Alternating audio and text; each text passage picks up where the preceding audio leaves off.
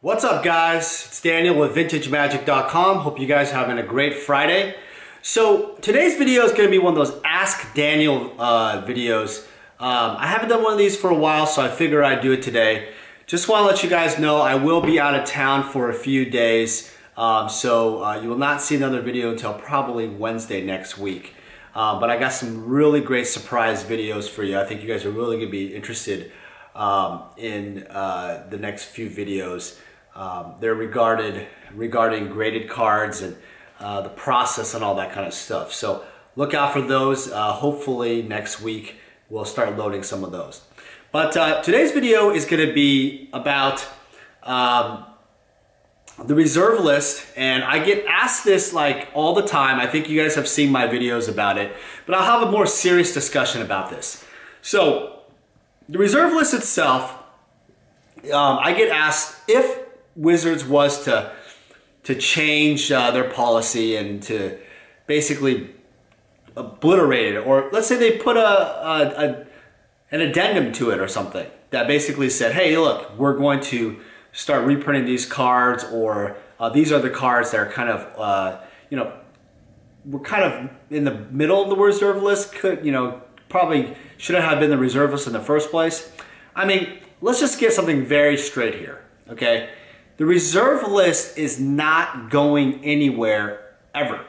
And the reason why it's not going anywhere, to be very clear with you guys, is that Wizards, Hasbro, a publicly traded company, has verbally or online posted many times, and recently clarified in the Amonkhet set, or for the Iconic Master set, that is, that they will not reprint reserve list cards. And it is something that is a legal situation. Now, I'm not a lawyer, but I can tell you that when a company puts that kind of message out, it's kind of like the United Airlines situation. They recently came back and apologized and made all these corrections and changes in their policy.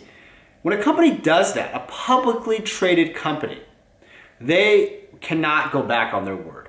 If they do that, they will lose the trust of the investors and collectors, in the case of Hasbro, for Magic the Gathering, forever. There would be so many people that would sell their cards, get out of Magic, or be so frustrated with Wizards, it would be a total disaster. Now, if something like that actually occurred, if Magic was to sell out and all that kind of stuff, I really, in my short answer approach, because I don't really want to, I think this is the question doesn't even matter, because it's not going to happen. But if it was to happen, my short summary to it would be that it would affect mostly the like revised cards and unlimited cards. It would affect cards like Moat, for example, Tabernacle, Pendrell Veil, because those cards are only one printed, and they're not what you call, I would say, top A, tier A type of cards, where tier 1 type of cards, in the sense that they are like super iconic, like the Moxes and the Power 9, right? Or even like some of the Alpha Beta Dual Lands. So I don't consider those cards would actually get, probably affected in the price, just like an Imperial Seal did with Portal 3 Kingdoms. You probably see those prices go down by like 2/3. But I will tell you that if something happened, the Power 9, the Alpha Beta cards, the iconic borders, the artwork, all those kind of cards, set collector cards, they're not going to go anywhere. And I'm going to tell you that there's too much history and nostalgia that goes with these older cards. If this actually came up the other day. If you told me that, hey, look, hey Dan, these Power 9 cards are now worth $100 each, Alpha, Beta, whatever. What do you think I would do? Do you think I would just sell them for $100 each? No way. You ask any old school collector, player, any of those guys, they'll just be like, I'm just gonna keep it. Because I remember those cards. They probably got them for really nothing, because some of these guys got them from back in the day. They're not gonna panic sell. Because you have to have the supply and the demand. The problem is the supply of these cards are so low that the people that own the cards will never sell them for on the cheap. Do you really think someone's going to sell an Alpha Black Lotus for $200? Oh, reserve list is gone. I'm just going to start selling all my Alpha Black Lotuses for $100. That's never going to happen. That's the problem, is that conversation of the older vintage cards just will never happen. The other thing is that there's this thing called Old School Magic. It's a format called 9394 where people are actively playing in communities, either on Skype, local communities, even like Grand Prix Las Vegas 2017 this year. I'll be playing at some of the events. I think the events start every single day, Thursday to Sunday, 6:30 p.m. But that's the thing. Everybody, who knows about this stuff are going to keep their cards and always play them.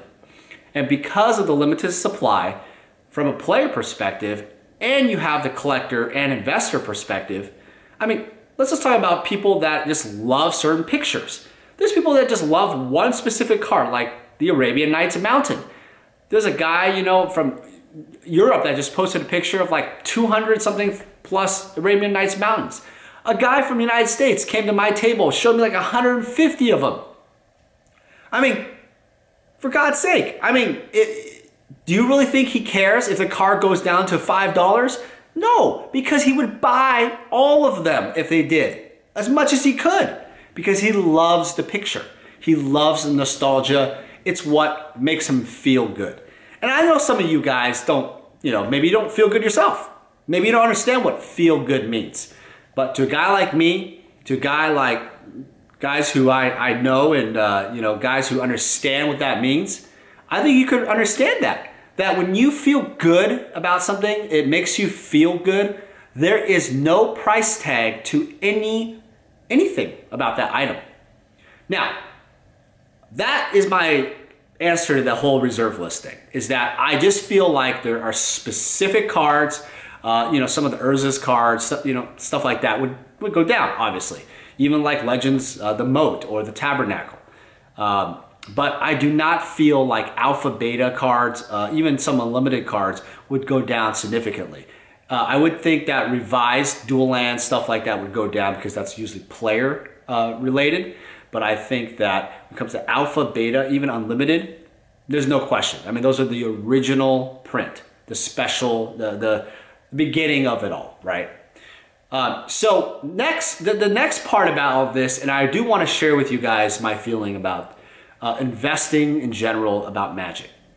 And this is something that involves the reserve list, is I want you to think about this very carefully. The problem with, there's only two ways you can look at it. There's long-term and then there's short-term. The problem with a lot of you guys out there, and a lot of, even from Rudy from Alpha Investments has even said himself, he did not purchase specific items in the past because they were a percentage point or so higher than what he wanted to pay. I believe, there was, a deal for like Arabian Nights packs or boxes or whatever the heck he had. And this goes with me too. I've had similar situations where it was like, 10% too high or 5% too high, whatever. Scheme of the life and the whole deal wasn't a huge amount, but you didn't want to pay it at that moment. And that's the thing. You look back at all that stuff, I'm like, man, Alpha Black Lotuses, how many Alpha Black Lotuses have I passed up on because I didn't want to pay 5–10% more? And I would have made, 500 to 1,000% more, right? Today's prices. So that's the thing with collectibles, is that if you're shopping around for today's price all the time and thinking about the short term, but you're not thinking about the long term, because if you are a true long-term investor or collector, paying a little bit more now doesn't really do anything. Are you really buying a $10,000 card and paying, a couple $100 more, $500 more, and hoping that it goes up another $1,000 in 30 years? No, you're buying it because you're hoping it goes, to 40, 50K, right? That's my whole point. And you could do that same ratio with other cards. If you believe in Magic surviving, obviously, that's the first thing, is if you believe at all that Magic's gonna crash and burn, you should not buy into it. If you believe that it's gonna survive, check. Then that's one area. The other thing is a stupid reserve list. We just mentioned it. If you believe that the reserve list is here to stay, don't let me convince you. Do all the research you want. But if you think a reserve list is here to stay, then that's the other doomsday prediction. But if you believe those two factors are true, then there's the long-term and short-term investor thought process. If you're always thinking about the short term all the time, you're not going to make any money.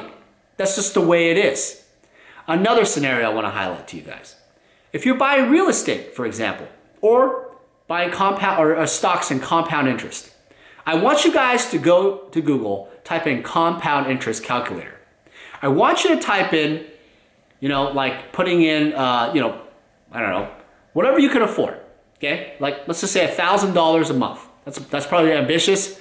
Maybe like $100 a month, whatever you want to put in. And put a return about 5 and change it up 10%. See how it is. But I want you to calculate what that would be 10 years. What would that incremental be for 10 years? Then I want you to do it for 15, 20, 30, 40 years. Now, you're probably telling me, well, Dan, you sound like a financial advisor. That's why I have a disclaimer below that says, hey, I do not guarantee anything I say, it's my opinion. But the thing is, Magic the Gathering and collectibles don't have a rate of return percentage that you can necessarily have historical data, other than the fact that if you think about the fact that Alpha Black Lotuses, for example, were like, a couple $1,000s back in, I don't know, like 5 years ago, 6 years ago. And then 7 years ago. And then they were even like $1,000 even 10, 12, 13 years ago, right? So the thing is, if you do a metric, kind of a historical research on kind of the past, you'll realize, man, the growth rate of some of this stuff has been astronomical. And that's the thing, is some of you guys will probably say, well, I think it's capped. It's really high. Well, you're probably right. There are stocks or cards in this case that have gone up too high. There's a time to buy and time to sell. That's why there's a market. Things go down, go up. Now, if you're a short-term guy who believes in buyouts, who will buy into cool cards that spike because of the fact that Pro Tour player did this or has won a competition, whatever, follow the trend, then you're not going to win in the long run. You're going to be buying them at high prices or you'll be speculating. For speculators out there, I don't care if you speculate. I think it's fine. It's a short-term play. But you're not going to make money long-term. You have to choose a diverse portfolio of cards and boxes or artwork, whatever, that have room to run exponentially, some to grow slower, some to grow faster. And you need to be able to choose even investments that probably won't grow very fast at all. Some might even grow short term, which is perfectly fine. But the thing is, most of you guys are just going to choose short term investments, always. You're going to go to a Grand Prix, you're going to look on eBay, you're going to look at Star City, Channel Fireball, our website, whatever, you're going to compare. And you're going to realize, wow, I'm just going to, get the cheapest price or the best value. But you're going to realize that if you just buy something and have a long-term mindset for the long term, you actually might be surprised that some of these, and I'd say a lot of these old school collectibles especially, will actually rise in value a lot more than your stock portfolio for your investment in general.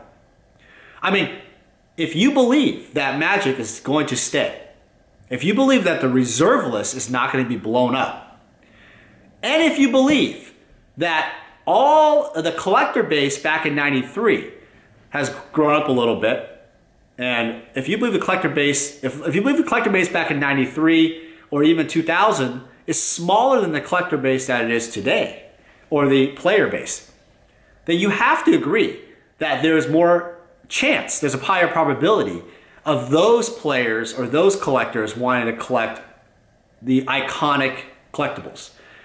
The beginning of the game, the Magic itself. If you believe that, art itself, if you believe that, if when an artist passes away, there's a significant drawing that the artist drew back in the day, and you look 30 years from now, maybe that collectible is important historical item that maybe that has exponential value and growth as an investment, as a collectible. That's a long-term play, a long-term thought process. The difference between someone who actually thinks this way and someone who's just a floor trader who's just trying to get margin short-term is someone that realizes that in order to make money in Magic, you have to be patient and you have to buy sometimes higher than you wanted to, but you also know when to sell. And that is really the whole purpose of the video, is that the reserve list is just one of the vehicles that maybe, kind of is a trend thing. That, hey, maybe it's going to be abolished or not. For me, I rather just sit back and let everybody go crazy about the reserve list. And I'm just going to keep buying the pieces that I feel that are going to keep going up long term. That's what you should do. That's what you should consider, is investing in cards, collectibles of Magic, for your portfolio, for your collection, that are long-term plays. That's all I got for today. I hope you guys have a great weekend. I know it's a little bit of a weird video because that goes into different areas, but I hope you guys think about what I said and invest in long term. Don't just do the short term, long term first. Goodbye.